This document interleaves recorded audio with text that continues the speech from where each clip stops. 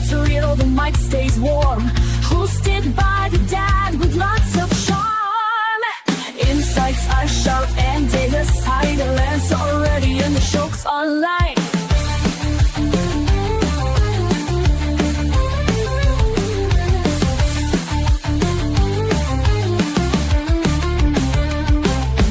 Hot takes, real talk, keeping it true.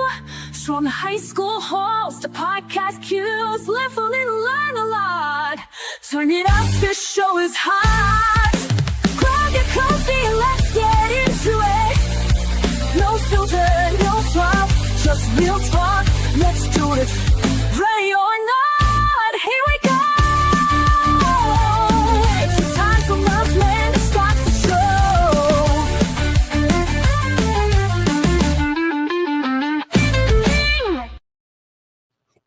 What's up, Connor? How's everyone doing? Welcome to Hot Takes with the Murphman. I am the Murphman, and I'm here with my co-host, Connor. How's everything going, bro? Good. How's everything going with you, Murphman? It is going amazingly well. Why do you say that? Well, for one, I'm on a summer vacation, right? But just think about everything that's going on in our lives right now, Connor. It's pretty awesome, isn't it? Yeah. Right. It's a little bit awesome. You know, we're going to talk today about transitioning careers, and it is so perfect. That's the one we're going to be talking about today, because I have changed a lot of things in the last 365 days. Really? Yeah. A year ago, I was barely starting the idea of a podcast. Yeah. And look where you are now, dude. Pretty amazing. Crazy. Oh, you seem so freaking excited. Hey, question. Have you been watching any of the World Cup games? Nope. No? Why not? It's not my sleepy. thing. World Cup's not my thing. Why do you ask? Well, Mexico won 2-0 or 2-1. I forget. 2-0. 2-0. So that was an awesome game. But last night, El Paso. We had two El Paso players on the USA team, and USA Paraguay 4-1, I think. Yes. You know, it's not your thing, but you know all the scores, huh? Yeah. TikTok, huh? Yeah. Well, no. Instagram. But yeah. Instagram Reels. Same but thing. It's all the same thing now. Before it used to be different, you know. But yeah, World Cup soccer is amazing. It's coming on. It's the best. I got to tell you, I'm very excited right now. It's going to be a great summer, you know. But I'll tell you what, how about we go ahead and just ignite that fuse?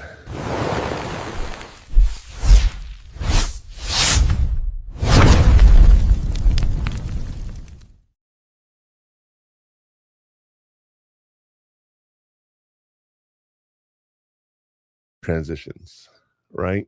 Mm-hmm. Why do we need to do this?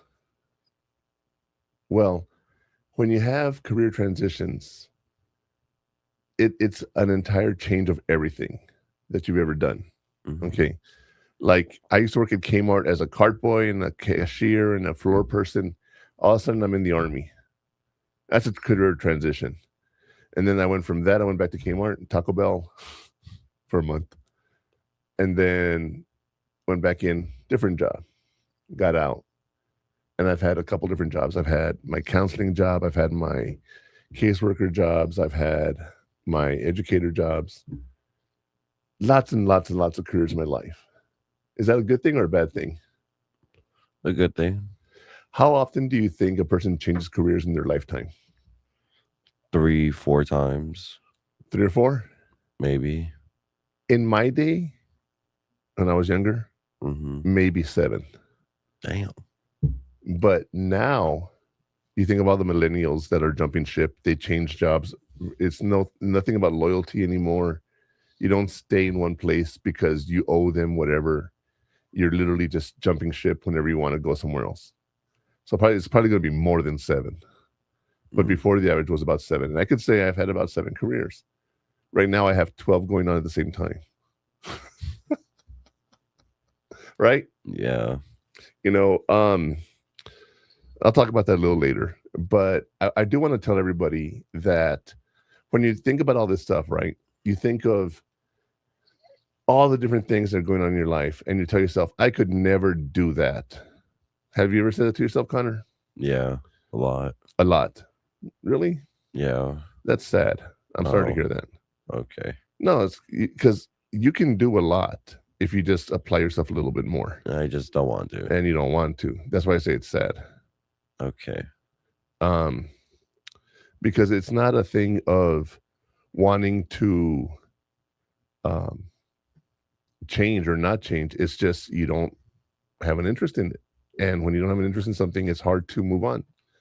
But what happens if you're offered something, like, for example, I was at a meeting one time for the counselors, and one of my friends says, hey, Sean, how come you don't teach at the college? And I said, I'm not a teacher. And, well, I decided to go for the job, and I ended up getting it. And that's how I started teaching, just because one of my friends said, hey, why don't you try it? So that's why I tell people, don't be so against trying things, because you just never know where you're going to end up. Okay. It's one of those things that I want you to keep an eye on that and realize, hey, things do change, and we'll get through whatever the case may be, right? Mm-hmm. Now, I will tell you this also. When you're sitting here and looking at careers, it's not easy, because you have to look at all your options. And it's really hard to look at all your options when you don't know what you want to do, right? Like we asked you, what do you want to do in college when you grow up, right? People don't really know what they want to do. That's one of the problems we're having, is people don't know what they want to do. So how do you figure that out?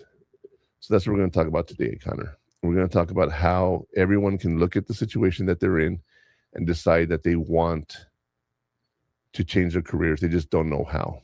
And hopefully we can help someone, and you're going to love this, Connor, move with their cheese. Oh.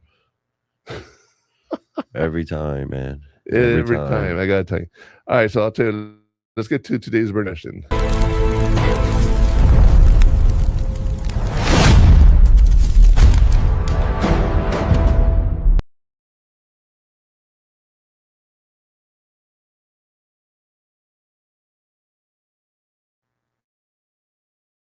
To get things started, I want to think about, what do you have to do? What's the most important thing you'd have to do before you make a career transition? Is it get a degree, update your resume, network with people in your desired link or field, I should say, or read a book about it? I would have to say networking with people. Networking with people. You think that's the answer? Yes. I think you are correct, Connor. Yay. Because networking is the most important thing that we have to do. We don't realize it because we don't think about it. But I will tell you this, going around and talking to people and saying, hey, this is something I want to try to do, is a very, very big deal, because you just never know what's out there, right? Yeah. Now, as we're talking about this, and we have, the burning question, right? People don't think about it. You have friends in college. You've made some friends, right? Yeah. A few, more than a few. But what have you been doing with your friends for the most part? Literally just hanging out, doing whatever together. Just hanging out, right? Mm-hmm. And what does that entail? That we're good friends. I don't know. Okay. But you've also helped each other with studying. You've also talked about each other's careers. You also talked about each other's education. I guess at some point, yeah. Has anything of that rubbed off on you and said, hey, maybe that's something I want to try? No. Why? Like, what other fields of study that? Accounting. Accounting, yeah, no. Yeah, no. What else? Nursing. Okay. No. That's it. That's it? Okay. For the most part, yeah. That's pretty much, you're hanging around. Now, I've told you, you want to date nurses because they're a lot of fun. I'm not going to date a nurse. Why not, Connor? There's nothing wrong with dating a nurse. Not my thing. It's not your thing.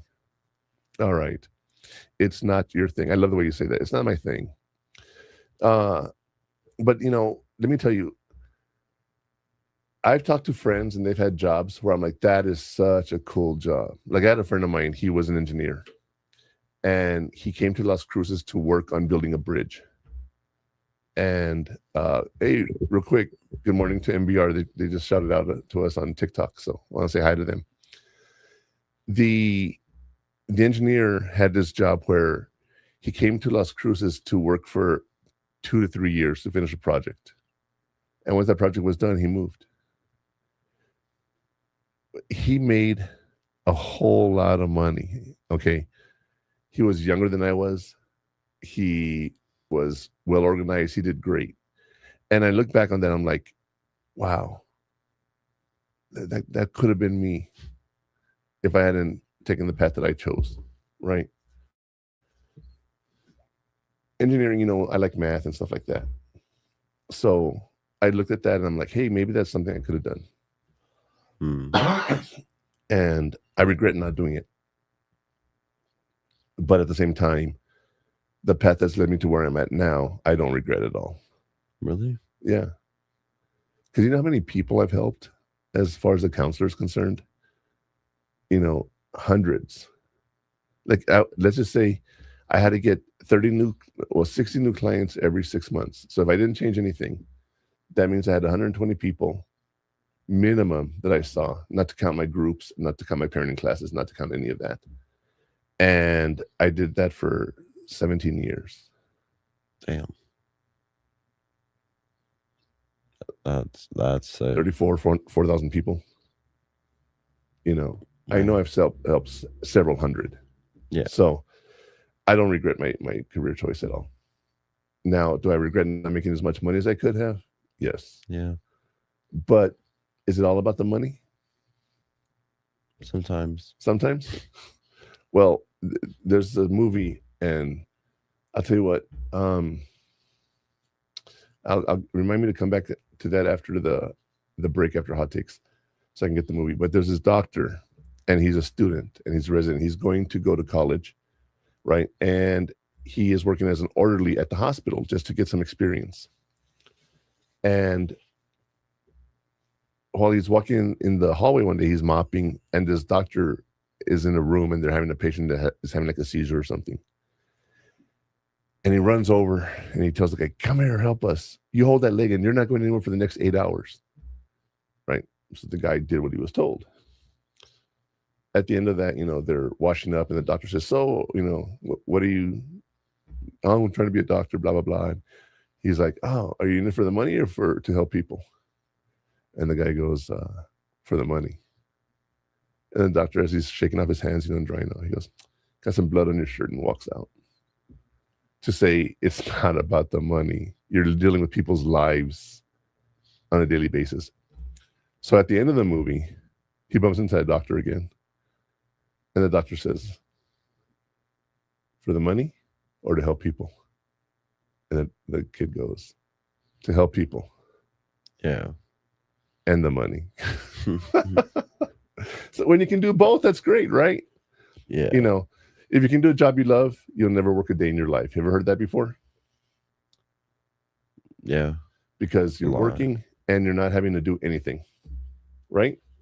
That you don't like. You like your job, so is it really working? Yeah. It is. Yeah. Right? Like I covered my class in Spanish this semester. That tore me up, man. That was a rough coverage. I'm not used to it, right? I got used to it after a couple months, but that was just a whole mindset I had to change. And that's where I was just like, this is crazy. And as we think about our careers, you got to ask yourself, why are you doing that job? That's the most important thing. I'll tell you what, let's get to today's hot take, Connor, and then we can talk about that a little more. What do you think? Sounds good. Hold on.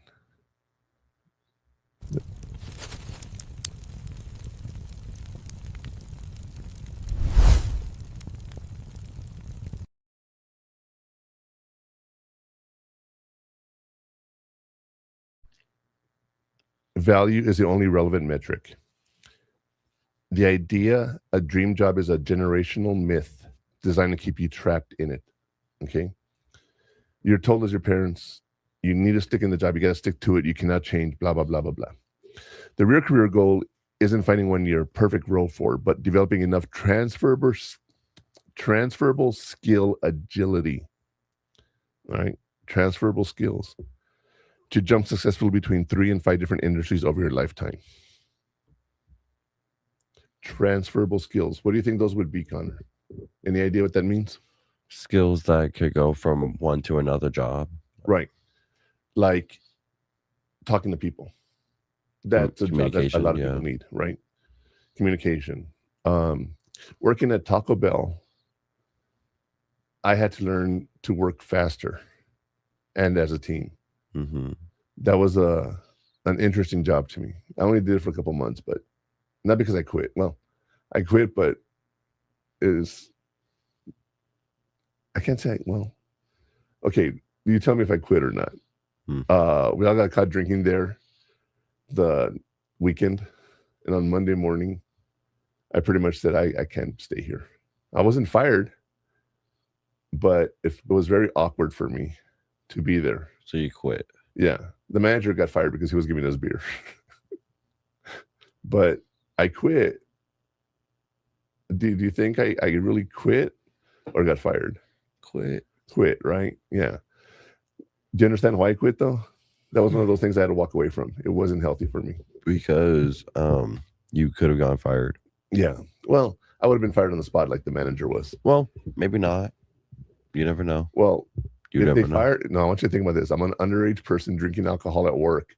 I had a lawsuit on my hands if I was fired. Looking back now, I'm like, God, I was so stupid.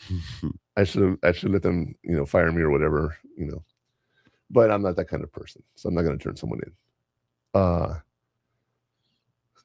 But yeah, it's those transferable skills that I learned there really helped me understand the things that go on, like in fast food.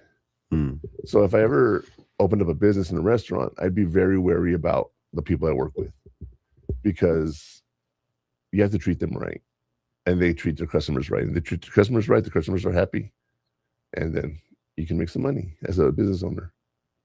Yeah. Right. So you never really know where your skills are going to be transferable from.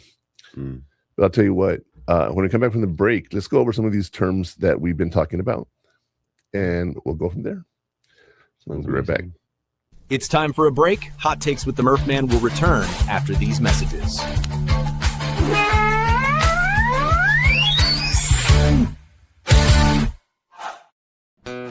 According to the VA's suicide data report, an average of 22 veterans die by suicide every single day. This figure is a sobering reality and a crisis that demands our immediate attention and compassion. We must recognize and address the fact that every 24 hours, 22 veterans are losing their lives to suicide. The war doesn't always end when our veterans come home. The invisible wounds they carry, wounds that are real and heavy, require continuous support. No veteran should have to carry this burden alone. Many veterans experience stress and disconnection as they navigate life after service. But there is hope, there is help, and you are not alone in this fight. There's a vibrant community ready to support you, offering friendship, understanding, and shared experiences. You served your country, now let us serve you. Don't fight the toughest battle in silence. Your mission now is to reach out. Dial 988, then press 1. Text them at 838255. The Veterans Crisis Line is available 24/7. Every day, we save lives. Your life is invaluable, and your service is honored. Let's work together to make 22-0 again. No veteran should face their struggles alone. Together, we can ensure every veteran finds the support and hope they deserve. He gets help, but he still feels off season out on the TV about a dog batting said, this is a man's best friend. Whoa, so he goes one day and he picks it up. Never thought a dog could bring so much love and put a smile on his face. But he's finally found a saving grace. He needs help, but he don't know the path to take or the way to go to be free.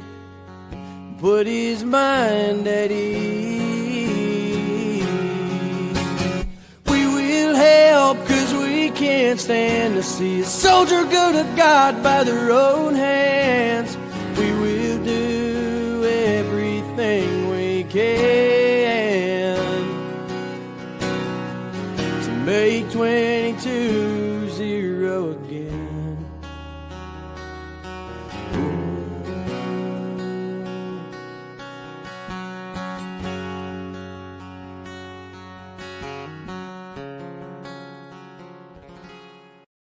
The station where our veterans' voices are heard, MBR Talk.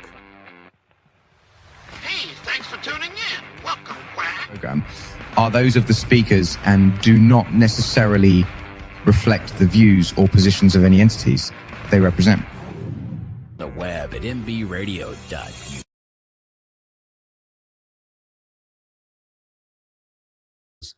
A song by Ryan Spencer. He wrote a song called Make 22-0 Again, because there's an average of 22 suicides a day for veterans and active duty soldiers. Mm-hmm. And that is something that should not be happening to anybody. There's help for you. Do you happen to know the number you can call, Connor? We haven't done this in a couple of weeks. I don't know if you remember the number. What? The suicide hotline would be 988. Yes. I think. Very good. Good memory. Okay. Right on. All right. So, yeah, 988, and you press 1. That's all you got to do. That's all you got to do. 24/7, 365 days a year, there's someone there to talk to you. So please, you guys, if you're wanting to get help, it doesn't matter if you're a veteran or not. That's the hotline. Call it, press 1, get some help, and like that, you'll be around to hear us next week. Right? Yeah. All right. So I'll tell you what. I think it's time we review some of the terms we're going to be covering today. All right, let's do that.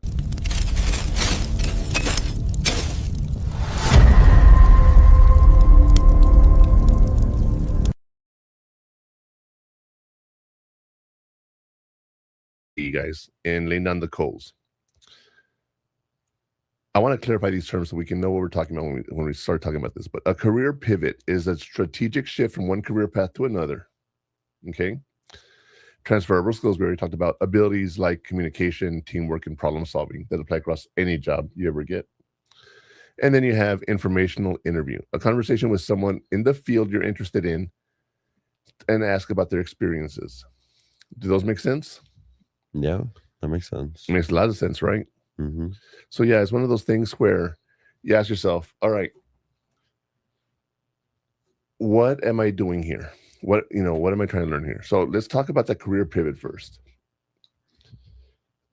Sometimes a career pivot is something that happens and it's not really intentional. Yeah. You're not just going to go one day and say, I think I'm going to become a doctor. Yeah.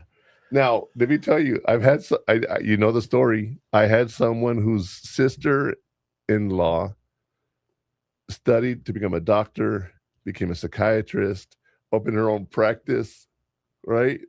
Making good money. And she's like, screw this. I'm going to go sell houses. I remember that. Yeah. That's a true story. Yeah. That's a career pivot. Because I mean, years and years and years to get to where she was. And she's like, I don't like it. Like, I don't understand. It's crazy, bro. It's crazy. I don't understand that. Well, people just don't find it enjoying as they thought they would. Well, okay. Yeah, but you go through an internship and you actually practice for 1.5 years to 2 years before you actually get to that point. So you already have that experience, your internship and everything before you do that. Well, I mean, like if you do an internship when you were at your tech program and you would work on stuff, you liked it, right? Yeah. If you didn't like it, you would be like, I'm not going to do this. Well, right? I mean, yeah. You're already exposed to it. You don't have to be exposed to it for 10 years and be like, I think this is not what I want to do anymore. Well, I mean, people just don't find the interest anymore if it's like repeated and they don't find the spark anymore. Okay, that could be a reason. That could probably is the reason. But I'm talking about someone who goes through all that training and everything and then just ignores, like, for example, not ignores it. No, it's just they just want to try something new. Okay. Because they didn't ignore it if they had a own law firm and all that. No, they didn't. But they get to a point where they said, I don't want to do this anymore.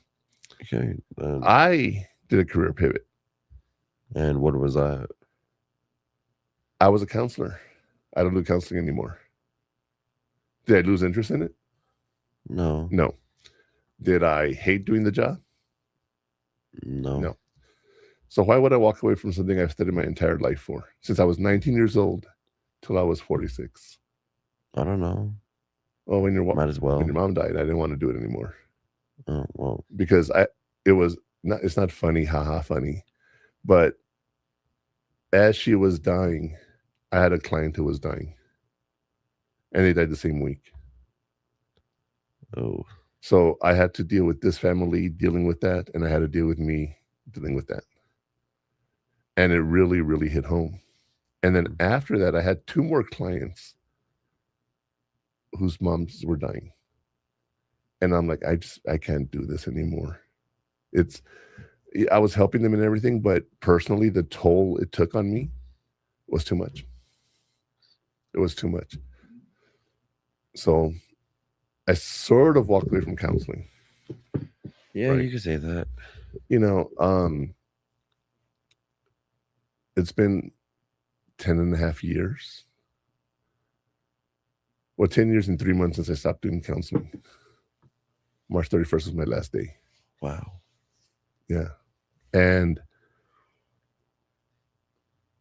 now I'm like doing counseling here, doing a business here, doing consulting here. I'm back to what I was doing. It's a different kind of counseling, right? Yeah. But my consulting firm is opening up. So, we do come back to our roots. Okay. I guess, yeah. To some extent. The other thing that we talk about is informational interviews. When you have those people that you're interested in working in the field, go talk to them. Go ask, hey, what do you like about your job, or what do you not like about your job? Is your life good? Is your life bad? Is it stressful? Right? Have a friend of mine that had a job working as a curriculum planner, making pretty good money, right? Mm-hmm. They changed bosses, they changed program, and she's like, nah, I'm going to take a pay cut and just stop and quit. There was no informational interview there for her. She went and talked to a friend of hers and said, hey, this is what's going on with me. And the friend's like, come work with us. And she's like, okay. So she did, right? Mm-hmm. The other friend I had, the one that does physics and stuff, right? She got into it because she liked math. And she ended up going to physics. That's the only reason she got into physics. It wasn't like she grew up saying, hey, I want to be a physicist. But why not just do math? Well, it is. Physics is complex. Well, like just regular math. Well, because she likes complex math. So then do like calculus. Physics is above calculus as far as math is concerned. Well, do you know what let me see if I can see if I do this right. If I'm wrong, y'all correct me, let me know, okay? But quantum physics, have you ever heard of that term before? Yeah, but I can't explain it. Okay. Every possibility exists at every moment of time. Mm-hmm. For example, will these glasses fall off the table? No. What if I told you they're already falling? No. Right? Uh-huh. Okay. But an outside force comes in, pushes the glasses off. Well, were they already falling before I pushed them off? No. And until that exact moment, all possibilities were possible. So when you think about quantum physics, you got to think of that. And now, quantum computers, okay, you know what binary is? It's on or off, right? Okay, so a light switch on or off. Yeah. Okay, 1 or 0, 1 or 0. With quantum physics and computers, it can actually do everything at once. So calculations that's supposed to take several million years, for example, are taking hours because it can calculate so much data at once. When you think about quantum computers and AI and all the computers that are coming up, wow. Your adult life is going to be so weird because so many changes are going to happen. You're going to talk to your kids and be like, man, I remember before AI, I actually had to type my own stuff. Oh my God, I can't believe you had to type. You had to literally like push buttons to get the letter, right? Yeah. Okay. It's about to be like that. Yeah. So yeah, it's one of those things where the technology is going to be there and it's really going to be messing people up because it is completely different. You know, they talk about I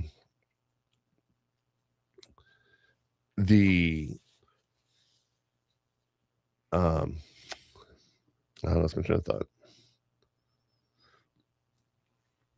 Oh, that AI is going to replace people. And what I have heard, and I agree with it, it's not replacing people, it's replacing tasks. Like that were made for people though. Yeah, but and then people are losing their jobs because AI is already doing it, and we're losing people in the job force because of AI. Yeah, but we're still losing people though. But I don't hear of secretaries losing their jobs. Well, do you trust AI that much to run a government? No. Not a government, but my phone system, yeah. Really? Yeah, we've talked about this. No. You're going to call into my company, press 1 for this, 2 for this, 3 for this. Okay, well, yeah. The system's going to analyze the phone call. And then if there's one that needs more information, I'm going to send it to my virtual secretary. I don't know. I don't trust it. Well, hopefully if I can program it right, it does it right. And then virtual secretary says, okay, you know, let me make an appointment for you or whatever. And if they need more information, then they transfer the call to me or give me a message or something. Yeah. I can do all that without having to hire a secretary. Is it taking the job away from a secretary? I mean, opportunity for a secretary, yeah. But no one's losing their job. But no one's getting a job either. You're right. So, but no one's losing the job. That's what I'm saying. It's not I guess, replacing people. It's replacing tasks. But then the more people that do that, then the less secretaries we have. Yeah, at some point we don't need secretaries. We were looking for an office. You remember the virtual office we went to? Yes. I could rent a space there whenever I need it. The office. I could have my mailbox there. But I mean, I don't have to actually rent a space for the whole month. I can go in and rent it for a day, have my meetings, and leave. It makes me look professional. I have a secretary that answers my phone calls. Right? Yeah. Okay, but she's been a secretary for 20 different companies or more. I don't know how many. However many they have. Yeah. Is she taking away jobs from the other 19 secretaries? See? Or because that one person is able to do that, they can multiply the job now with everything that they offer. Well, it's all in the same job, basically. So no one's getting a job for those 20 different companies. You're right. Since it's all under one thing. Right. But that's the technology available. Your phone. Can you imagine handling 20 different companies on your cell phone? No. No, right? You'd have to, who's calling? What company, right? Their system, because the system's set up, the phone call comes in, says, this is the Murphman from Takes With The Murphman calling about this. Mm-hmm. Oh, answer the phone. Takes With The Murphman. Right? Yeah. So she can get that for 20 different or more. I'm just throwing 20 out there as an even number. Yeah. And she can answer calls for all those companies. And that's a force multiplier. Because you know, you're not going to hire 20 people to do that job if you're only a temporary business that needs a secretary temporarily. Okay, I could hire someone to be a secretary here. They could set a desk right there and run my office for me. Yeah. Right? Would they be getting a lot of work, I would just be losing money, right? But if I could hire a virtual program that I pay $30 a month for, $50 a month, that does all that for me, I'd save money as a business owner and I get the job done. It's not AI, it's just technology. Yeah. Right? I get that. Are people losing their jobs? Yes. Factory workers. They used to literally have a factory assembly line. Put this in the square, next. Put this in the square, next. The next person puts it in the circle. And before you know it, they have built this whole thing. That's an assembly line. Now they have computers and robots doing it. Yeah. Yeah, those people have lost their jobs. Okay. Those people have lost their jobs. But yeah, it's a pivot because people have to learn how to accept technology into their business. And we're going to talk about this later, but the AI stuff that I do. And I know you hate it, but it's a big part of my life, whether you like it or not, right? Yeah. But I'll tell you what, here I am talking about all this stuff, and you're like, I'd rather hear it from someone else. So let's hear the story from the fire. Okay.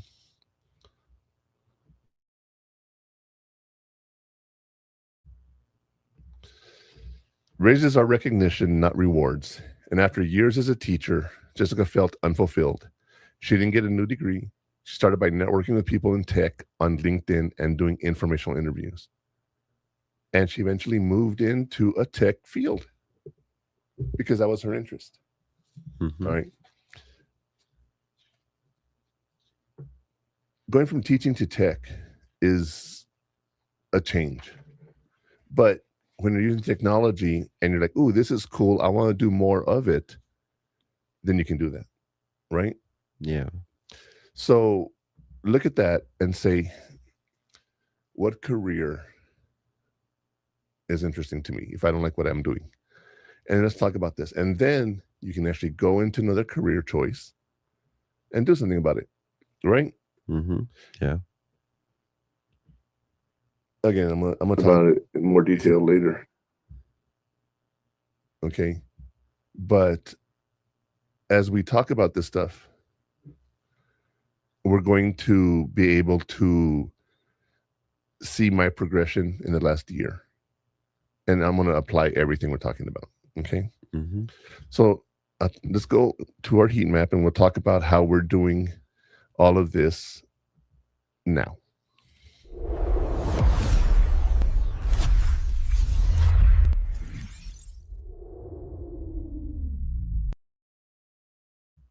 All right. So the map is your actionable steps you can take, right?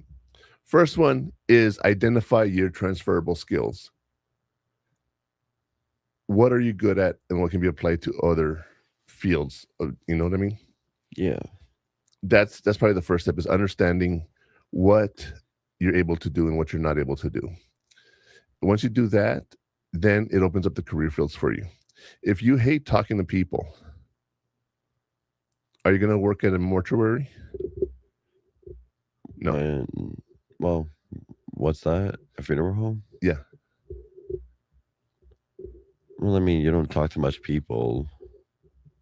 If you do, they come in the worst moments of their life. Their loved one just died and they got to bury them. You need to have people skills for that job. Right? I mean, I guess. Okay. I never worked there, so no, I don't really know how it is like in the day of one, Right. And unfortunately, maybe fortunately for you, you were young when we had to experience all that with your grandma and your mom. Dealing with that is not an easy moment. Okay. And you need to have those people skills. You also can build a portfolio and create a project or a piece of content that showcases your skills in your new field. All right. If you are studying cybersecurity and you have a virtual computer, right? Yeah. You can set it up and you can practice, right? If you were to actually document that and say, I'm able to solve this kind of problem based on this program, I'm able to solve this and based on this. You start building a portfolio of what you've done already, even though it's all practice stuff, right? Yeah. If you're going to be doing technology, you can go look into that as well. What have I learned in this? And the last part is update your resume and LinkedIn profile to tell a story that aligns with your new career choice you want to be. LinkedIn is where everything is right now. Okay. If you go onto LinkedIn and you update your resume, and you have skills people are looking for, they do a search for it, and you have to have the right terminology, right? If you have the right terminology, you'll be able to get those invites to apply for other jobs. Right now, if I type in working with artificial intelligence or working with AI, which one do you think would get me more hits? Artificial intelligence. Well, AI. Everybody uses AI. Everyone uses AI. No one uses the actual term itself. Right. So I wonder what people would look at and they say, artificial intelligence, who uses that? This boomer doesn't know what he's talking about, right? So you got to use a certain terminology in that field. Now you can say, hey, I want to learn about artificial intelligence, and that's what I'm, have an interest in. That's different, because artificial intelligence is a lot of things. Can be computer programming, can be the assembly line. AI is a little different than that, even though it's artificial intelligence. But the way you use it, sort of guides where you're headed. So you got to be careful if you're using artificial intelligence or whatever, this word or that word. You just want to be careful with all of that. Okay. But I'll tell you what, let's take another break. And when we come back, we'll discuss this in a lot more detail. And we'll talk about the things where you're going to get burned, meaning those pitfalls you got to avoid, and the ways you can avoid them by the heat shields. We'll be right back. It's time for a break. Hot Takes with the Murphman will return after these messages.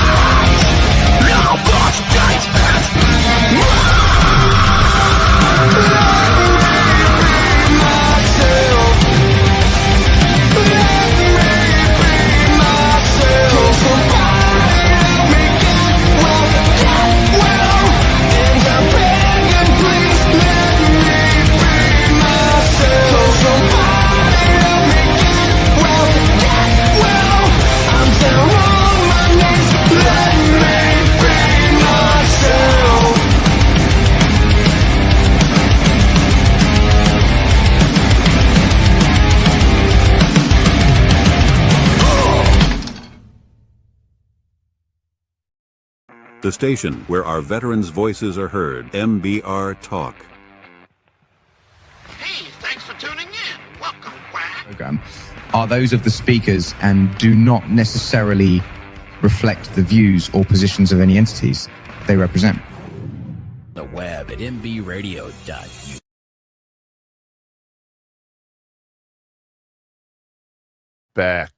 We're back, and gotta tell you, that is what you just listened to was Fly Above Fire, Be Myself. What do you think of that song, Connor? I liked it. It was something different that we don't usually get at all. Right? Yeah. We get like slow type of music, just like relaxing, but that was actually like, I don't know, more energetic. Yeah. I think we can definitely play some different stuff here every now and then. That's one of the songs we're going to be playing differently. So I think by doing that, we'll be able to. But check out, Fly Above Fire. We'll listen to it when we go out today, when we go eat. Yeah. We can listen to it in the car and see what we think about it. All right. All right. All right. So let's talk about the next segment that we have. We've talked about the heat map, which is those steps that you can take. Now let's talk about where those pitfalls are and those places you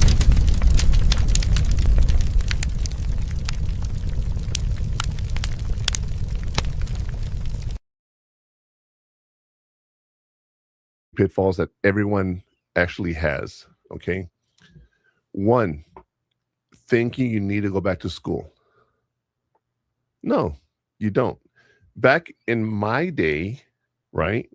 Yeah, it was like you go to college and get the job. You go to college, you get the job. You go to trade school, get the job. But now it's like, if you know someone who's a plumber, you go to that person and say, hey, I'd like to be a plumber. They take you under their wing and they actually teach you everything there is to know about plumbing. And it's called journeyman, and then eventually becomes a plumber and you get certified. You don't have to go to trade school for that, but it takes work to go work for a plumber, right? Yeah. Computer skills. What school have I gone to learn computer skills, Connor? UTEP, I would think. Okay, let me back up a little bit. Have I gone to school to get educated about computers? No. I've taken one class, taught me how to use Microsoft Office. And after that, it's all self-taught. I'm all self-taught, right? And Monday, we're going to start my cybersecurity certifications. So Monday. Yeah. We're going to start working on that together. You're going to help me get my certification. Why do I want to get that? I don't know. Why not? Okay. It's just something I want to try. Like we talked about, you never know what skills you need, right? Just try different things. All right. Also, you need to know why you're having that pivot. Why are you trying to change careers at this time? What's your motivation behind it? Okay. When you think about everything I've done, I can tell you why I've had all the different changes. Can we agree with that? Yeah, I've never gone to a point in my life where I'm like, I don't know. Well, maybe just me going into teaching, yeah, okay, I'll try it. But I always had a reason for all my pivots, every single reason I've ever had. And of course, you don't want to ignore your network. You want to go out there, you want to talk to people, you want to talk to those people that actually are doing the jobs and network and talk about all that with them. Okay? Mm-hmm. Because once you start talking to people in that job, you get a better idea of everything. Right? Yeah. All right. So those are the places you're going to get burned. Thinking you need to go back to school, not knowing why you're changing careers or transitioning, and not talking to the people in the network. Now, can you have a career pivot against your will? Like you get fired or the company closes its doors, right? Yeah. Yeah. Right? Yeah. Yeah. It happens, right? So there are things like that make you change your career choices. And at the same time, opportunities open based on those networks, and they open up new opportunities for you. Okay. And again, we're going to talk about all this when we get to the Digital Inferno. We can talk about everything that I've done. Okay. Yeah. But now let's talk about those things that can prevent you from getting burned, called heat shields.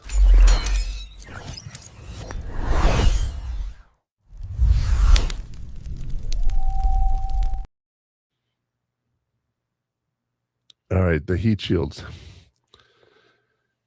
You don't have to go at this alone. Okay, you're not alone. Okay. Some resources. Well, the prep is the protection. Your pivot, your heat shield, is your transferable skills story. And the bigger heat source when pivoting is the perception that you have to start from scratch. All right. Deploy the shield by clearly documenting the communicating on how your existing skills, communication, project management, analysis, whatever it happens to be, can translate directly into the new role. Okay, that's what you have to tell people. How can you do what you're doing, right? Mm-hmm. What have you done that says you can even come work for me and do this? You have no education. But I have transferable skills. Okay. That narrative deflects the doubt from recruiters. And I'll give you an example of that. My friend who just got her job change, recruiters were calling her all the time for a job. And they said, we want to give you a job where you can travel doing your job. But when was the last time you had adult interaction as patients? And she says, I haven't done that in like over a year. And they're like, before you can come work for us, you need to get that experience. Right? Now, she says, I used to. Right? Yeah, I have previous experience, but do I have the skills right now I need to work with them today? Maybe not. I got to get some refresher skills, right? So look at that and know that your experiences are valuable regardless of the industry that you're in, because those transferable skills will get you through almost anything you could think of, right? Yeah. Okay. So as we talk about this, I'm going to ask you some questions now, Connor. They're called it's the section called the afterburn, where we talk about those questions that we ask ourselves to reflect on what we've thought about today. So I want you to really think about these before we answer them.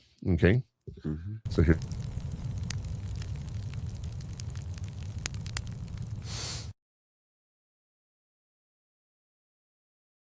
All right. First question. What is the one industry or role you are curious about? Is there anything you're curious about? Not really. I guess mechanical, how things were made. Okay, how things work and everything. All right. Yeah. The next question is, who are 3 people in that industry you can connect with this week? Oh, no one. I don't know any people in mechanical engineering. Right. And then what skill can you learn right now that makes you more marketable? One skill that makes you more marketable, social, I guess. Okay. I'm very social. Oh, what was that? Sorry. I got the tip of my tongue. I just couldn't say anything. But for those of you who are listening online right now, I heard that in my headphones and it just I was like, what the hell? I'm sorry. Right. It's I'm all right. sorry. But yeah, me being social is one of my better skills I could do. Okay. So those are things you have to ask yourself. What am I curious about learning? Who do I know that's doing it? And what can I do to make myself more marketable? Very simple. Okay.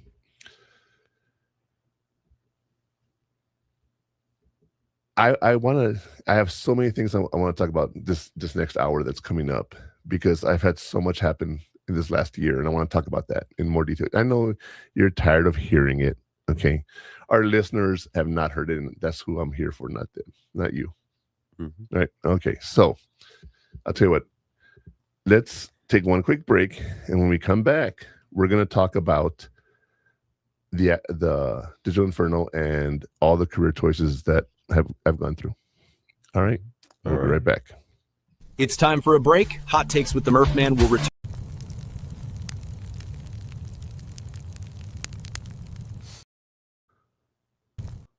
Sorry, technical difficulties. It's time for a break. Hot Takes with the Murphman will return after these messages. It's time for a break. Hot Takes with the Murphman will return after these messages.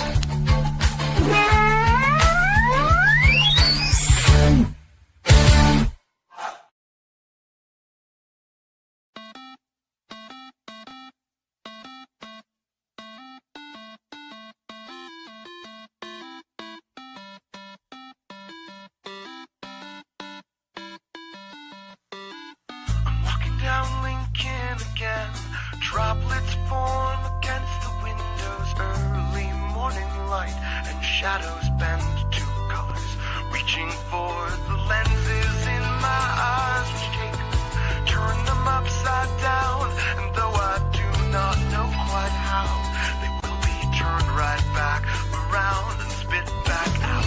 Conduits and cabling which disassemble them, processing from noise and light still springs in static motion and information. I suddenly see that the reason is everywhere around us, is everywhere around us.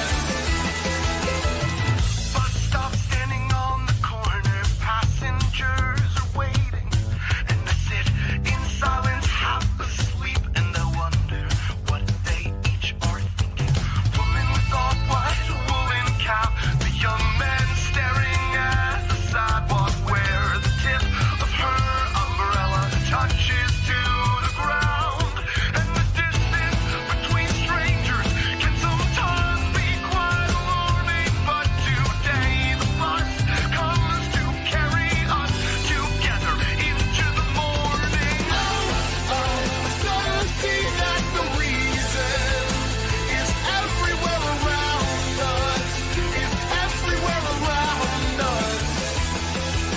And I suddenly see that the reason is everywhere around us, is everywhere around us.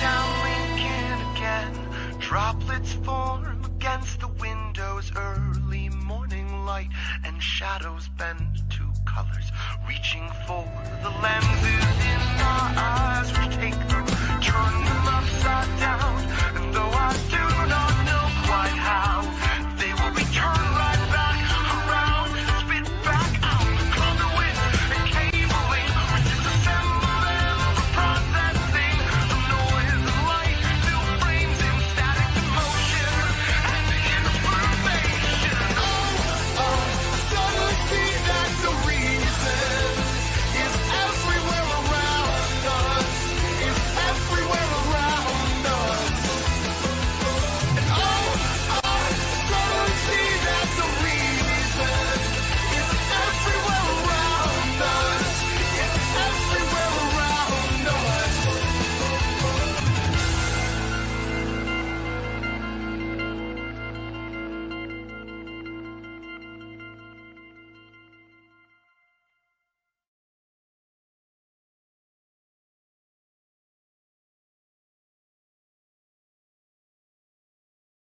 The station where our veterans' voices are heard, MBR Talk. Hey, thanks for tuning in. Welcome, Quack. Program are those of the speakers and do not necessarily reflect the views or positions of any entities they represent. The web at mbradio.us. Second new song by Chemistry Club, Blended Colors. What did you think of that one, Connor? I don't think we've ever heard that one, have we, Murphman? We used to play it when we first started. Really? Yeah. Wow. And then I started hearing different songs, and I really like those songs. Like, I really, like Adios Amigo by David Alexander, right? Yeah, it's just... That's a good song also, yeah.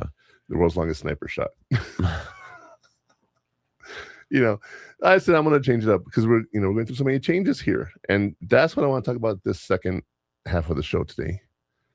Because I think everything going on with me, and I say me and us, a little bit of you, okay, but is so strange because anyone who knows me knows that I have always loved the spotlight, right? Yeah. Back in 2007, I was teaching a class, and one of my students tells me, "Hey, Mr. Murphy, why don't you consider doing comedy?" And I'm like, "Shut up." And he was like, "No, really, like, I think you'd be good at it." And a few other people in the class agreed. And I said, "Okay." Our class ends July 2nd, July 5th, I think, or 7th, whatever day it was. There was an open mic night at the comic strip, and I said, "I'll do it. I need y'all there." And I went up there, and I think I would say I killed it. I was like really amazing that night, my first night. For a first night, God, it was, yeah. It was not nervous. I had fun and everything, right? Yeah. And I did comedy 4 years maybe after that. And then I started getting away from that. I had other stuff in my life. Your mom got sick, and it was really weird to go do comedy, because everything going on in our lives, right? And I gave up the comedy portion. Now, I still love being the limelight. I still love the attention and everything. I love talking. I do presentations. I do shows. I do hosting things. I'm not embarrassed easily. I get nervous, don't get me wrong. Yeah. But it comes very natural to me. And June of last year, Connor was graduating, and I said, I want to consider doing a podcast. And I remember when I first told you this, right? You're like, yeah, whatever. And I said, no, like, I want to. And I didn't know why. Remember we talked about we've been talking about, if you're going to do a career pivot, you better know why. Yeah. I said, because I've been teaching for so long, I said, I miss counseling, but I don't want to do counseling. I have all this knowledge about getting people through college. Whether they take the advice or not, that's on them. I have the knowledge. Yeah. And I said, I'm going to start a podcast. And I started off with a little kit, little V10. It's about this big. And I didn't like it.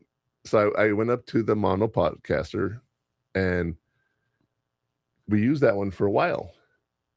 And then I said, we're going to move into a bigger studio and add more people. I bought a better mixer. And we haven't really had any guests. Okay. Because what ended up happening, let's talk about the timeline here. In June, I wanted to do this. Yeah. And I said, how do you even do a podcast? I didn't know how easy it was or how hard it was. In reality, it's get your phone, turn it on, put it on TikTok, and hey, I'm a podcaster now. That's what I'm doing right now, right here. But that's not how it works. If you want to be good at it, you don't just show up and talk. There's a lot of prep that goes into the show. Can we agree on that one? Yeah. There's like an entire script that you have to write, and we have to know what we're going to talk about. We have to prepare the slides and all that stuff. But I said, how do I start a podcast? So then I reached out to this program for veterans because, well, no, let me back up a little bit. first thing was, where do I do the podcast? Because I know where to do it. And we went to the library. And looking back on that now, we could have stayed working at the library. The Echo was actually the microphone setup we had. We could have been working there and never done anything else besides the library. I guess, but we have to carry more stuff. Oh, well, yeah. Than what we had. A whole crate of stuff. Yes, I agree with that. It wasn't all really, just for 2 hours. It's not really portable, right? So we ended up using our friend's room, and now we're here at the house. Okay, but I still didn't know how to do a podcast, so I was like, maybe there's places that will help veterans. And I reached out to this program called Military Broadcasting Radio, MBR, and I met this guy Joel H. Train Hunt. Call him H Train, and he has this program that gives veterans a voice. And you see in the commercials of the MBR stuff and everything, right?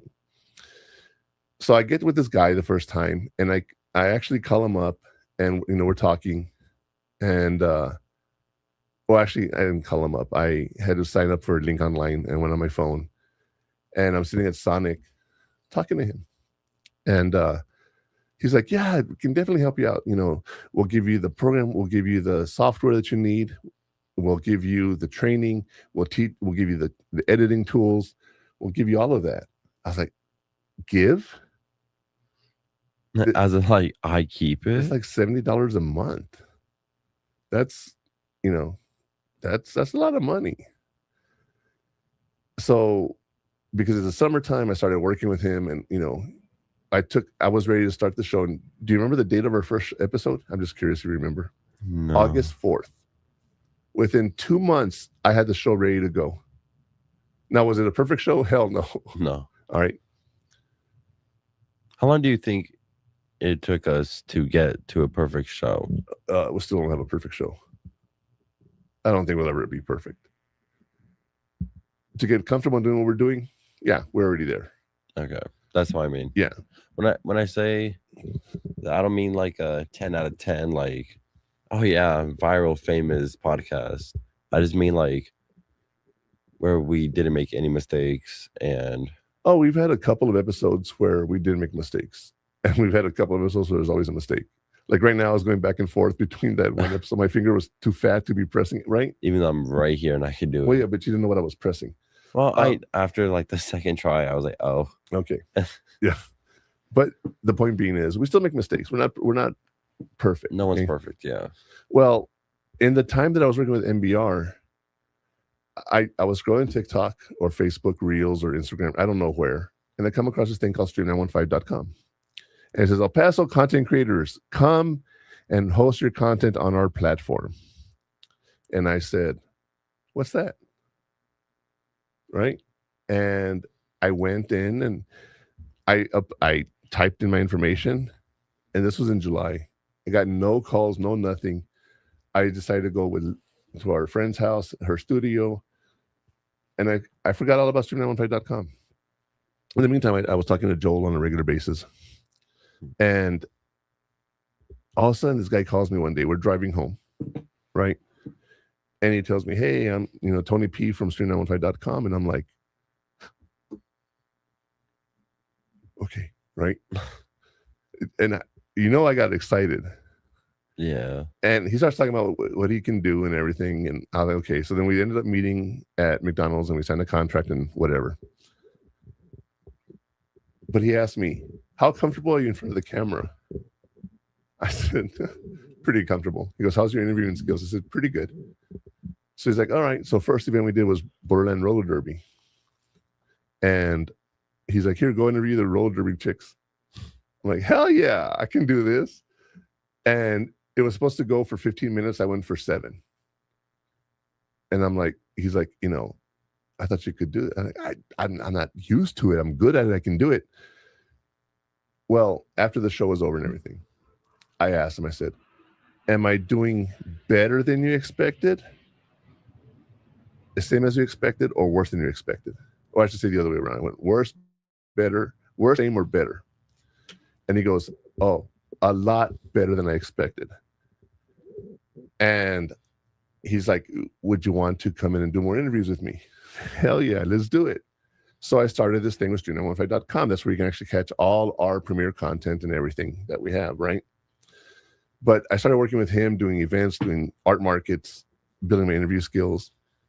While I'm doing that, MBR starts asking for help with AI and asking me if I could help with animations. Because our little segments that I did, right? Those are my first ones I did. Yeah. And I was like, this is actually pretty cool. I want to get better at it. So the guy's like, oh, I know a little bit about it. Let me see what we can do. And we started making cartoons. And we made going to the VA to pick up your DD-214. We made a Christmas cartoon. We made an what's the name of the wrestling? I forgot the name of the wrestling. Yeah. It's in Denver. Oh my God. I'm not going to look it up right now. But I did a wrestling promo, right? And we started working on this cartoon.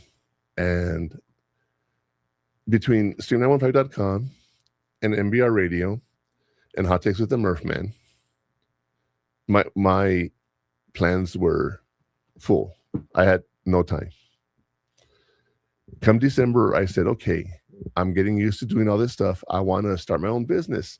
I want to start consulting, take my podcast to IRL, right?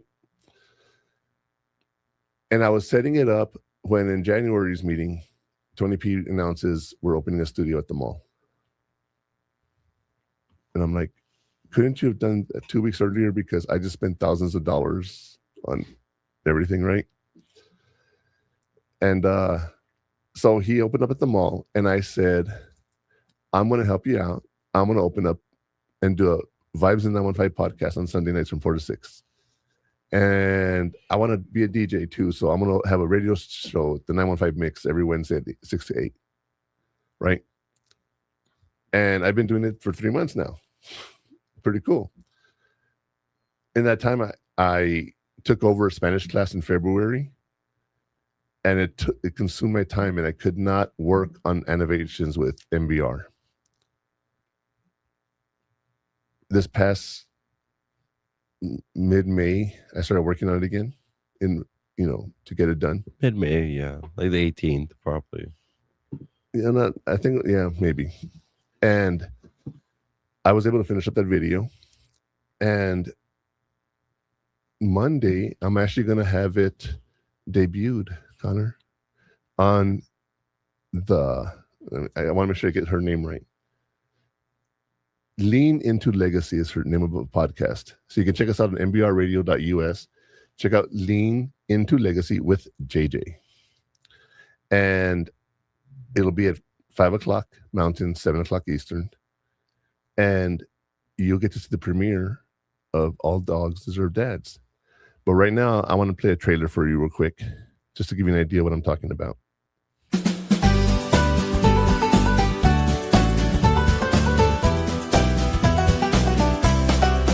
Well, gather round now, young and old. I've got a little story that ought to be told about friends and family, laughter and tears, and lessons we've learned through the years. Sitting here rocking with straw in my beat, got wisdom to share if you listen this week. So pull up a chair and stay for a spell. We're heading down a trail where good stories dwell. It started one day in a little pet store. Dad opened up a brand new door with yellow hair shining in the summer sun. A promise was made and a journey begun. Now Beaker Pop stands with a beard of gray, still guiding the family every day. A steady hand and a loving heart, the foundation that gave this story its start. All dogs deserve dads, someone to help them grow, a friend to walk beside them, no matter where they go. Through every high and every low, together on life's path. That's the heart behind our story. All dogs deserve dads. Here comes Beaker walking down the trail, red polo shining in the morning pale, green mohawk standing proud and tall, helping friends answer life's call. Headphones ready, stories to share, giving folks a voice because he cares. Through every challenge he finds a way,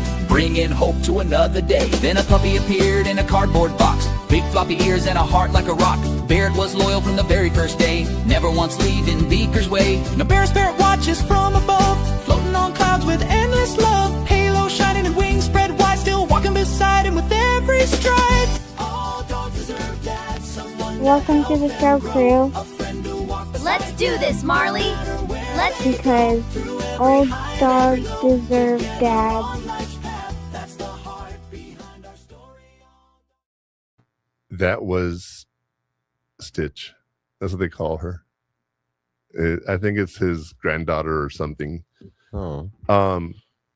And she actually voices one of the characters. And the hillbilly drawer at the beginning of the movie that is a narrator is actually voiced by Brandon Stokely of the Denver Broncos. So on Monday, we're going to debut the entire cartoon. It's about a 17 or 18-minute cartoon. If you want to check that out, check out mbradio.us and check out the talk schedule and go to JJ's Lean Into Legacy show. And I will be there debuting this. And why do I talk about this? Well, in this last month and a half, aside from the animations I've been doing and doing outside with Stream 915, we got hired to do a logo for an event that he had. And I did the animations for it. And they loved my logo. Then we had a museum appearance where we went to the Steam Museum here in El Paso, La Nube. And I did 25 videos for them. Actual animations of their activities. And I made a video of how El Paso was created in the flood and everything. You know, just... My animation skills have gotten so much better. So much better. And I want to go back and do the original videos all over again. And Joe's like, no, I like the fact that it shows us growing. And he wants to do what he calls adaptive animation, where we help veterans through telling stories. So the next one that we're going to show is actually going to be a story about Beaker. By the way, Beaker is Lil Duck. If you saw him right there. And he's the main character in the stories that we have. And Beaker, it tells a story about when he was in the military. He did football, joined the military, got injured, got out, ended up going to the Paralympics and becoming a competition on the world level, and eventually decided not to do that anymore. So our next video is probably going to be 30 to 40 minutes. Damn. And why is that so hard? Because let me tell you a little bit of AI. For those of you who don't know, AI is about prompting. You have to prompt what you want it to do. And I'll give you an example. I mentioned the character's name is Beaker. Connor loves this one. I typed in, Beaker says this. And I got the Beaker from the Muppets. I was like, what the hell? Like, Beaker wasn't even, like, I actually gave you an image of what I wanted you to use, and AI just has hallucinations and just does its own thing. That's what it's called, hallucinations. I had another one with Gamer. He's the one with the green mohawk and playing video games. I said, create this guy playing games in his garage. They call it the Garage Crew, right? So I said, okay, no, I don't need all these other characters. I want him by himself. Next thing, he's floating in air by himself, right? I'm like, no, I want him, everything the same, just take out the other characters. And it gives me a great a great image. I said, okay, now I want to animate him playing video games. And then I got this angry duck. Do you remember that weird looking duck? It was like, whatever, but that's not what I want. I said, and I gave it a picture of a Gamer again. I said, here. And then it gave me the character playing, but the TV screen was facing out. And I said, no, you need to turn the TV around and face it toward him. You show the back of the TV. Yeah, you would think that the computer knows what the back of a TV is, but it didn't turn it around. And I said, pay attention. Turn the monitor /TV/ where he's playing the video game. Turn it around and face the other direction. And what does the AI do, Connor? It flips him. It flips the literally character. He's facing into the chair. It's so hilarious. His legs are still out here, but he's facing the chair playing this video game. And I'm like, okay, that's not what I wanted. eventually, you know. So when you're doing AI prompting and everything, you have to do this. Now, the thing is, there's long videos that you can pay a lot of money for. And when you have a character, it's hard to have that animated because you have to do it little by little. And to do a long video, the system cannot update it the way you want it to. Yeah. So, like, for example, when I was doing the Beaker Goes to the VA video, I wanted a picture of them or a video of them walking into the parking lot. And I asked AI, I said, here's the character front side. Show me what he would look like from the back. And if you look, Beaker has braids, right? They showed him from the back and he had all these dreadlocks. That's how the AI imagined it. I said, okay, no, hold on. Let's tweak it a little bit here and there. So again, the prompting, as I've gotten better at it, I've learned how to prompt better. Even now, I still have some issues. Because when I use the word Beaker, it gives me the Beaker from the Muppets. Are they spelled the same? Or yeah, that's why. I was thinking Beaker as in like science Beaker. Yeah. No. And that would have been funny. It is. But now that I've gotten so much better at it, and I've been going at it almost a year, and I gotta say I took 3 or 4 months off because I had no time to do anything. I've learned how to do this a lot better. And you saw the video, lip syncing still off, but that video, 1 minute and 43 seconds, is made up of clips that I recorded that were 8 seconds long. And I could only use a couple seconds of each video. So when you have 103-second video, yeah, okay, that's not a 12 or 13 video. It's more like 45 to just get those images. God. And I don't know if you know this or not, but if you look at it, there's actually layered video on top of video. Where? In the preview. But you where? can't notice it, right? No, that's what I'm saying. Where? Because I did things like that. And if you look, there's a scene where the dog comes out of the box and it's over the image of MBR. No, yeah. There's also one of the dog in the box in the living room. The living room is the video. The dog in the box is the video. Yeah. And I was able to combine those. You know. No wonder. Okay. It looked a little goofy. That's why. I'm not a professional, bro. I'm still learning here. But yeah, I agree with you. I tried changing it a couple times. And the thing with AI is you can't get it to repeat itself. So I said, do it over. It was really hard. Because remember, we talked about I can only use so many seconds of a clip. So if it gives me a different character looking dog, I can use it. And the AI will do that. So now with this new cartoon, I have a new program, paying a little more money for it. It tells you get a picture from the front, from 45-degree angle, 45-degree angle, and from the back. So I actually have to generate 4 images or more per character that I want to have. And I think I have 20 characters in this new cartoon. Okay. That's a lot. It is. You only had like what? 4 in this one? Yeah. Well, the dog. The 2 dogs, the dad, and Beaker Gamer and DJ Ducky. So 6. Oh, and Hillbilly Drawer. 7. So I'm making these videos and I'm doing this, and I've bought some equipment. Some. I told you guys I'm upgrading my studio, okay? And I know you guys can't really see too much of it, but you know, there's different tiles on the wall now. We have different colors. You can see them, you know, it's not all black like it was. And as I started doing this using AI, Connor hates I do this. I have a conversation with Gemini.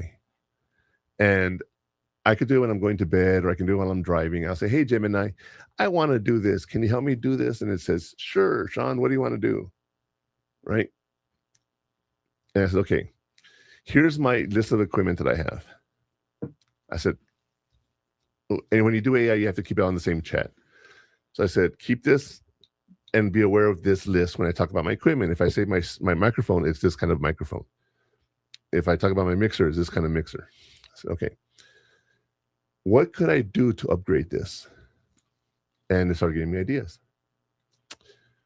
And I'm in the process of moving my internet into the room here where I'll be able to connect my computer, which I bought a new computer, into my new mixer, into the program that I'm going to buy, into the new thing where we can actually get more camera angles and everything, right? And it's going to give me an opportunity to do a lot more than what we're doing right now. And in the process of this, I was like, God, I'm spending a lot of money on this. I need to get a tax deduction. But guess what? Tax deductions don't work on hobbies. Wow. So you have to start a business. Get an LLC. So I started researching that. And I came up with my companies. I say companies because you can have one parent company and have a lot of DBAs, meaning doing business as for that parent company. So like I could be Walmart and I'm Sean Murphy doing business as Walmart. Okay.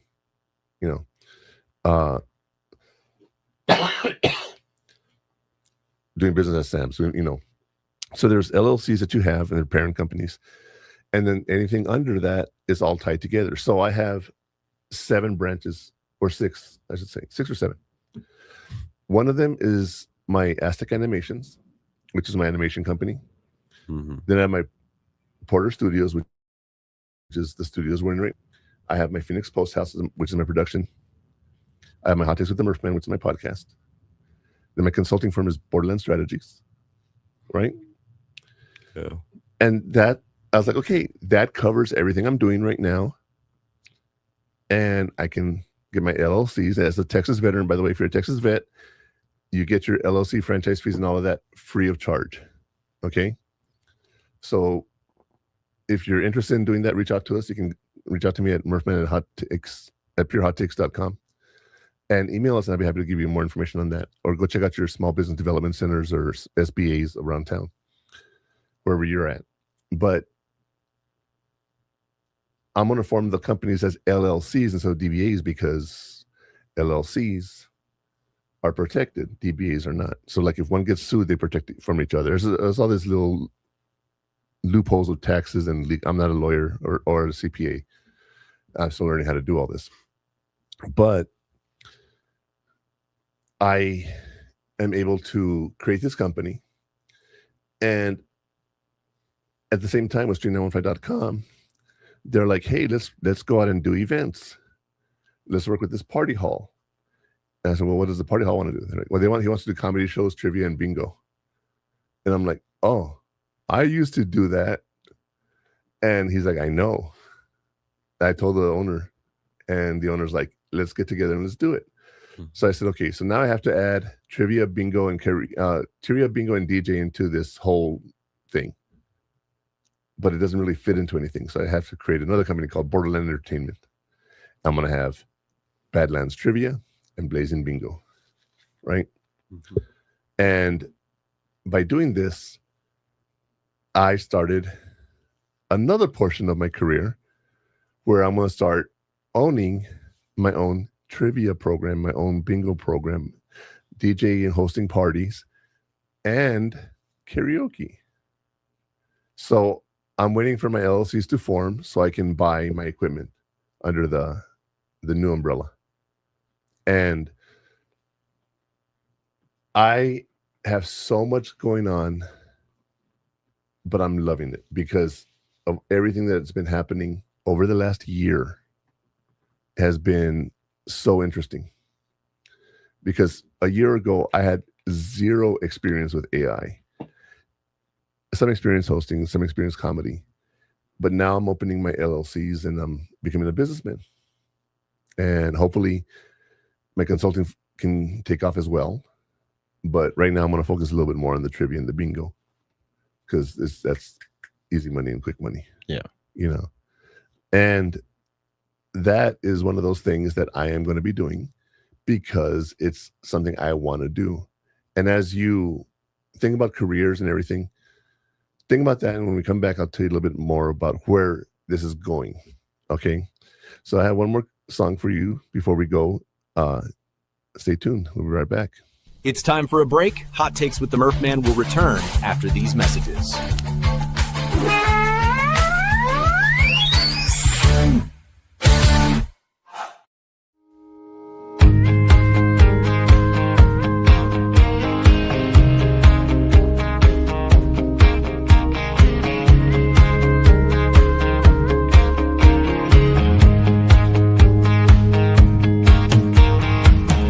Bar stools, cigarette smoke, where the dive bar bands playing all the wrong notes.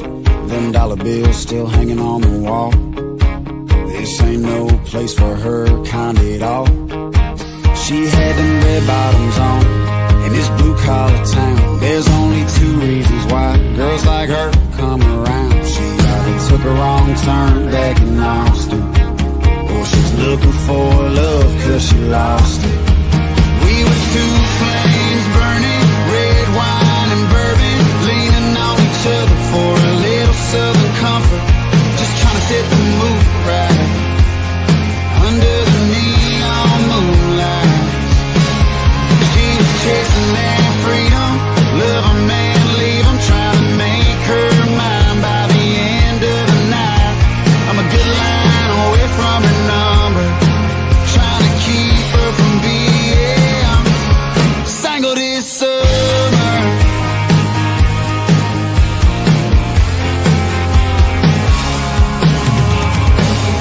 Sunsets and sunrise nights have never been my thing. Hell, they might just be what I need after all. Hell, you can't find love till you fall. She ain't used to red dirt roads, but for what it's worth, feel like home in the middle of the soul bench seat. Every song brings me closer to me. We were two flames burning, red wine and bourbon, leaning on each other for a little southern comfort, just trying to set the mood right under the neon moonlight. She was chasing that freedom, love a man, leave him, trying to make her mine by the end of the night.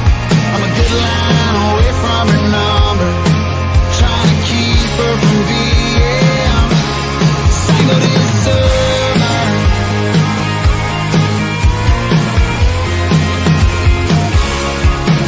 We were two flames burning, red wine and bourbon, leaning on each other for a little southern comfort, just trying to set the moon right under the neon moonlights. She was chasing that freedom, love a man, leave him, trying to make her mine by the end of the night. I'm a good line away from her number, trying to keep her from being single this summer.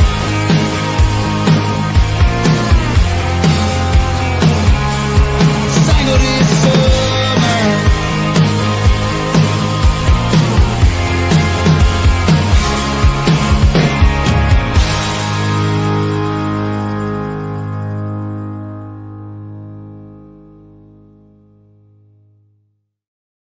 The station where our veterans' voices are heard. MBR Talk.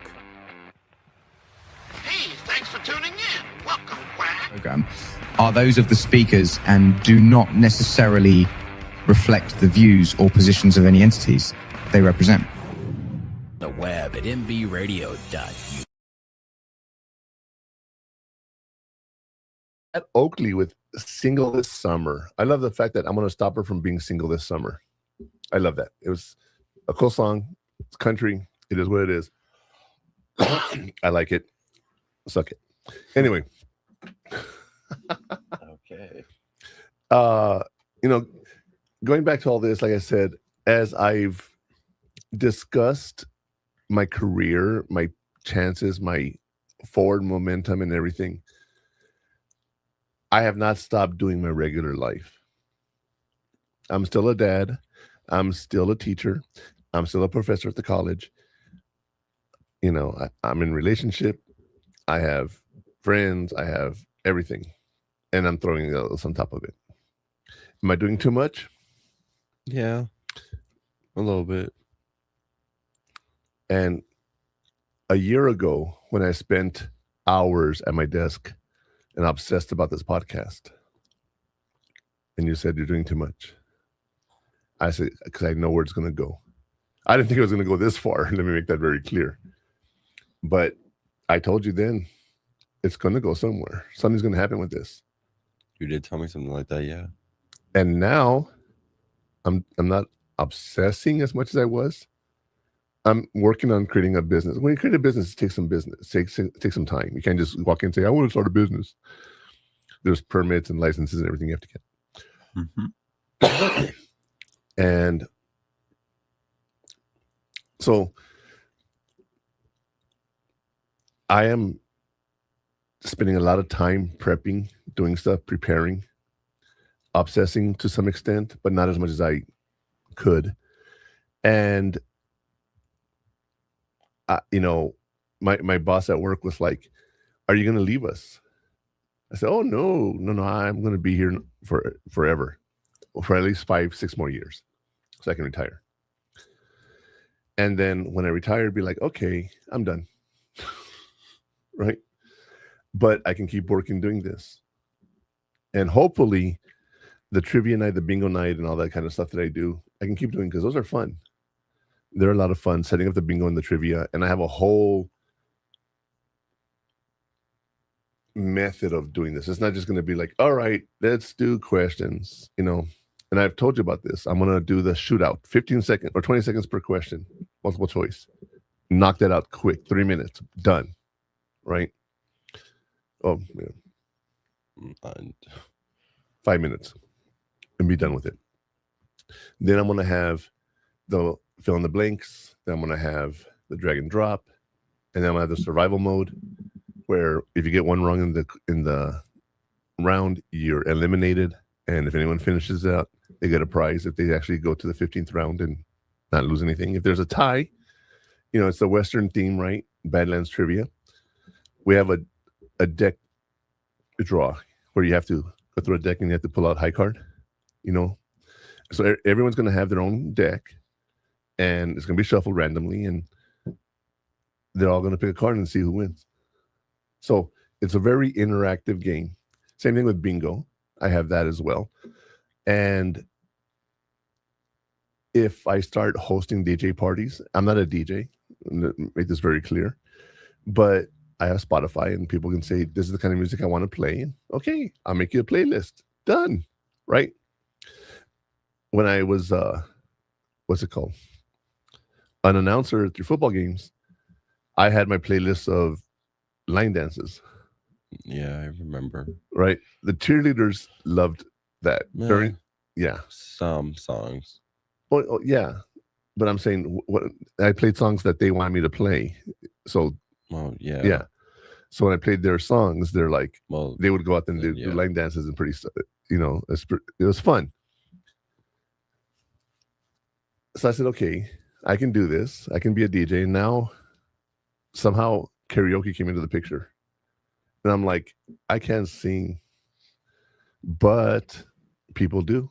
And I said, that's a perfect component to add to my whole umbrella business. Right? Yeah.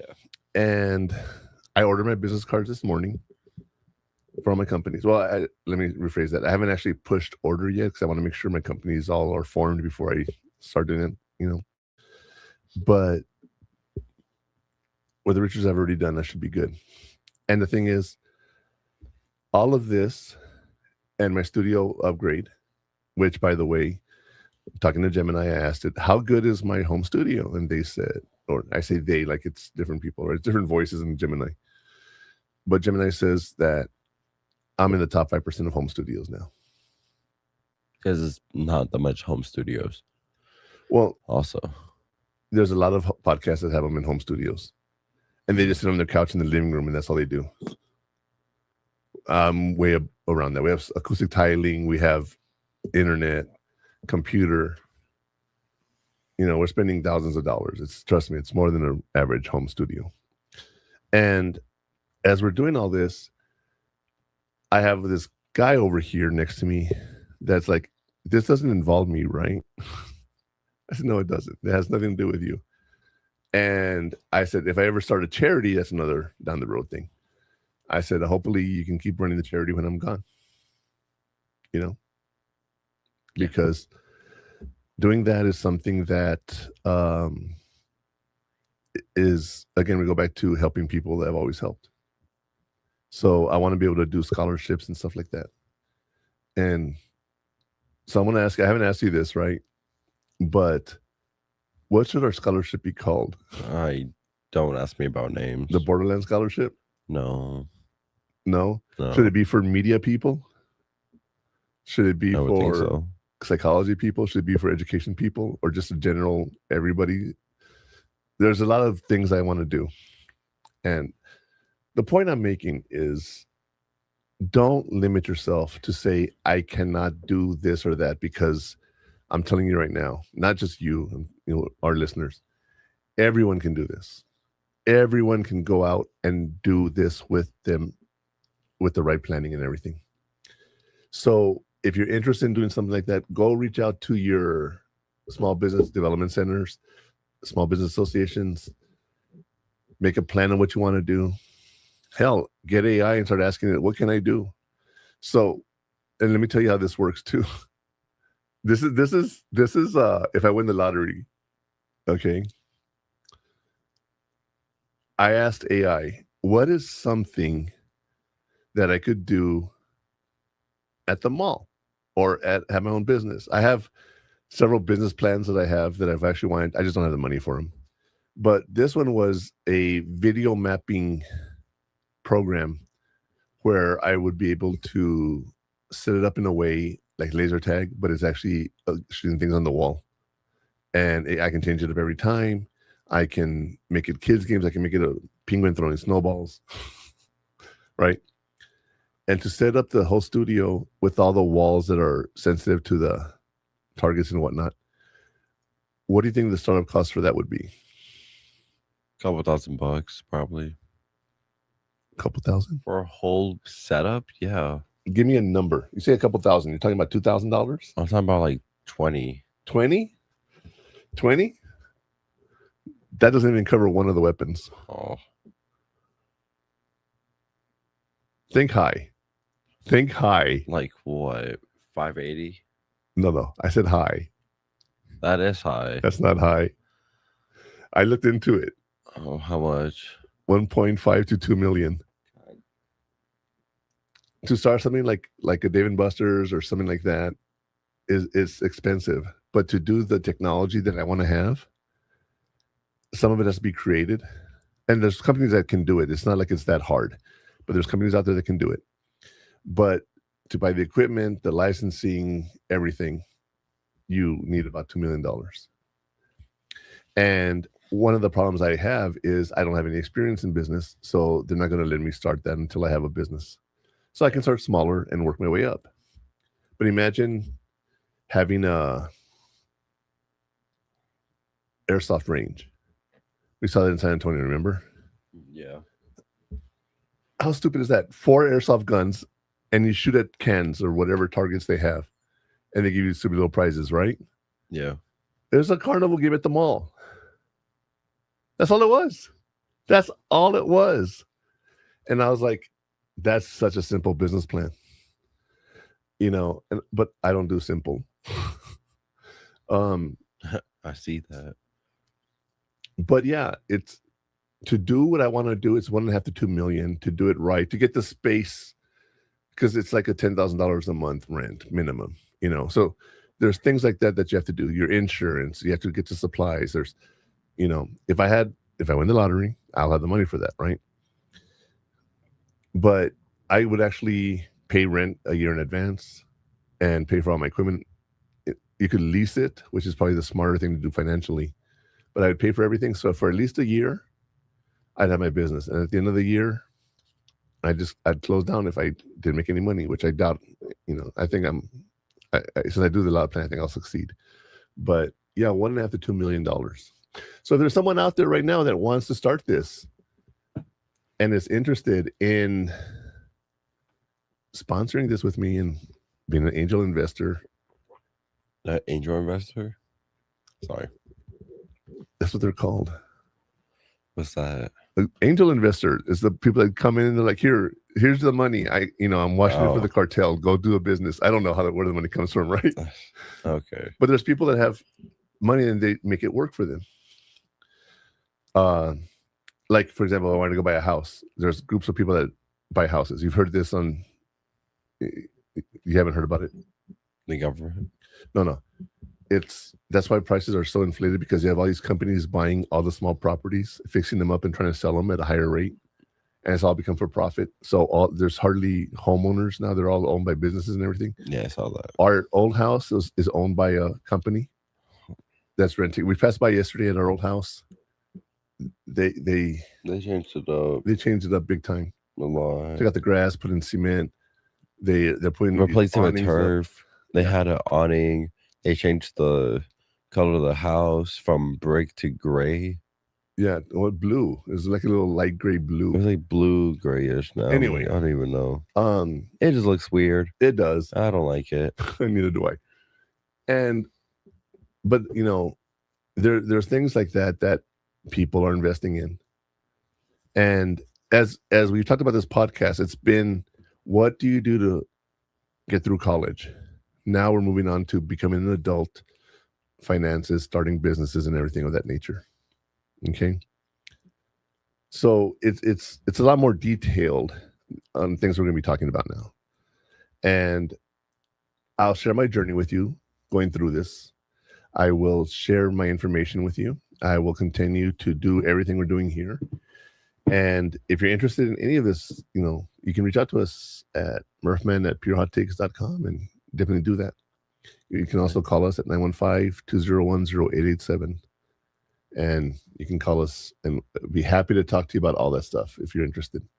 Now, one more thing is I want to remind everybody, on Monday at 7 p.m. Eastern, I'll be on the Lean Into Legacy with JJ. She's going to be interviewing me. Now, what's funny, I don't know if she's listening. And if you guys with MBR are listening, don't tell her. But we sent her a preview of the movie, right? And she's like, you have to have a whole box of tissues ready for this movie, right? And I've added more stuff since she saw it. So I want to see her reaction too, But yeah, it's a cartoon that I'm very proud of, and my businesses that I'm starting, and y'all can come along on this journey with me on how I'm doing everything that I'm doing, Yeah.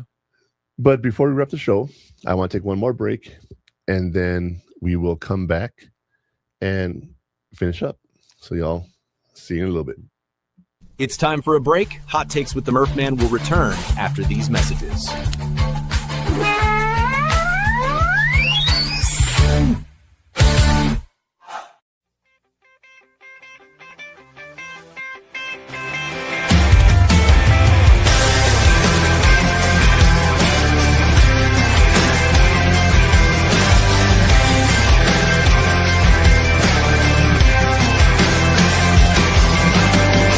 Still see the spray painted stop sign when I roll down 79.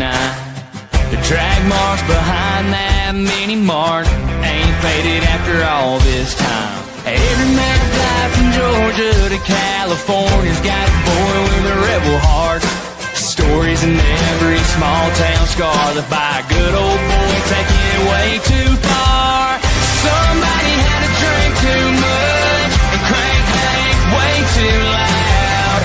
Somebody had to always stand up to the guy with a tendency to run his mouth. The straight pipe Chevy had to run these streets like Bo and Luke in the General Lee. Yeah, somebody had to, and that somebody was me.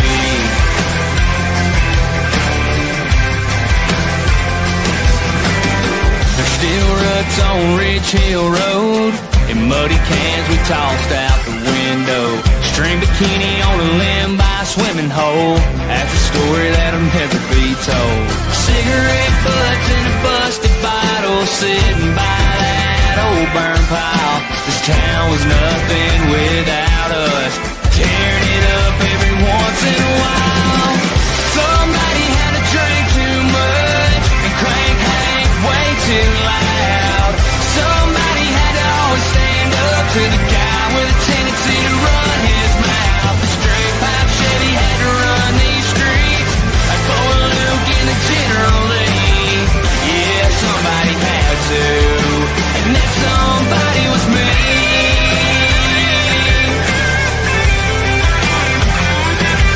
Yeah, somebody had to get a 4.0 full ride, whole life planned out on track.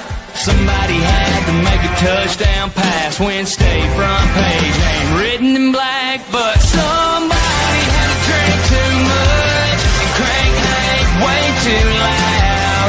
Somebody had to always stand up to the guy with a tendency to run his mouth. The straight pipe Chevy had to run these streets like Bo and Luke in the General Lee. Yeah, somebody had to, and that somebody was me. That somebody was me.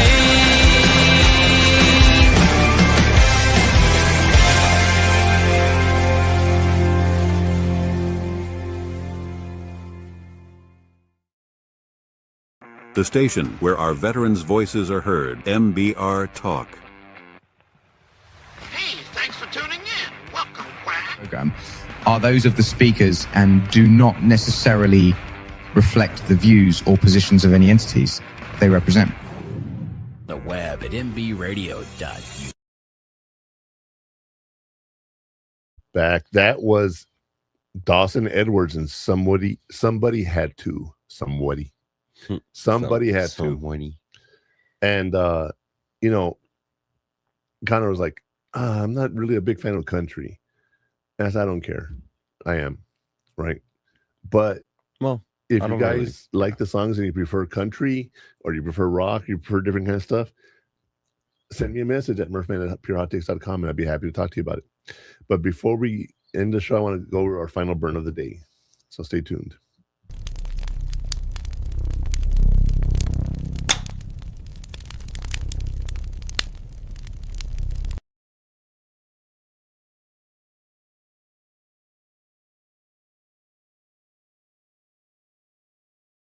A step towards change, towards a future. It's not a failure. It's a path to success. You know, you have to do something and to change your life and know your destination and let your skills guide the way. And once you do that, you'll see you're able to have the experiences you need to be able to do something. Yeah. You know, but I want to thank y'all for listening today. I am the Murphman. You've been listening to Hot Takes with the Murphman here on MBR Radio. MBRadio.us. I always say MBR Radio. Yeah, it's because I call it MBR. It's MBR ADO. Yeah. Right. MBR ADO.us. Yeah, check out mbradio.us and you can check out all the schedules we have here and all the things going on. We got a lot of really good shows and we're growing every day. And you can find us on Roku also. Yeah, on the Roku channel. Yeah. Or is it just Roku app? Roku app, yeah. Yeah. That's pretty cool though, right? I like that. You know, when friends come over and they're like, how's your podcast going? I can go check it out. Right there. You're on TV. Yes, I am. And, you know, you can go to stream915.com. Also check out all our premium content and all our behind-the-scenes footage and all our interviews and things that we do with them. You're welcome to check that out. And Connor, I think that's it for today. What do you think? I think so too, my friend. You know, see y'all next week, and we will see you. Hopefully you'll be back and we can talk to you some more. You take care. Bye-bye. That's a wrap on this episode. If you're looking for more, you can find all the best clips from the show on our social media pages. For all the links and more information about what we talked about today, visit purehottakes.com. And if you want to watch the full replay, or get access to our premium content, subscribe now at stream915.com. We appreciate you tuning in.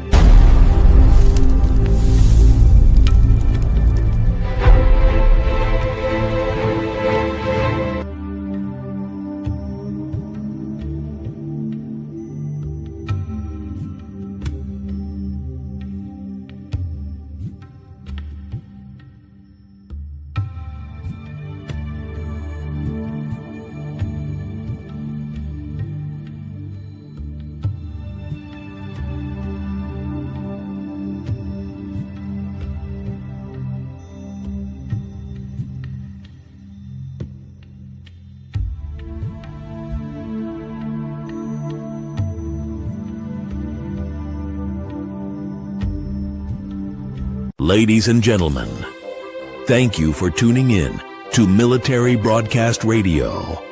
As we wrap up today's show, we want to remind you that the podcast of today's episode will be available right after we go off the air. So if you missed any part of the show or want to listen again, be sure to check it out. And remember, we're here to support and honor our veterans. Your stories and experiences matter, and we are committed to giving you a platform to share them. That's right. We're here to give our veterans a voice. So don't forget to catch the podcast and stay connected with us. Giving our veterans a voice.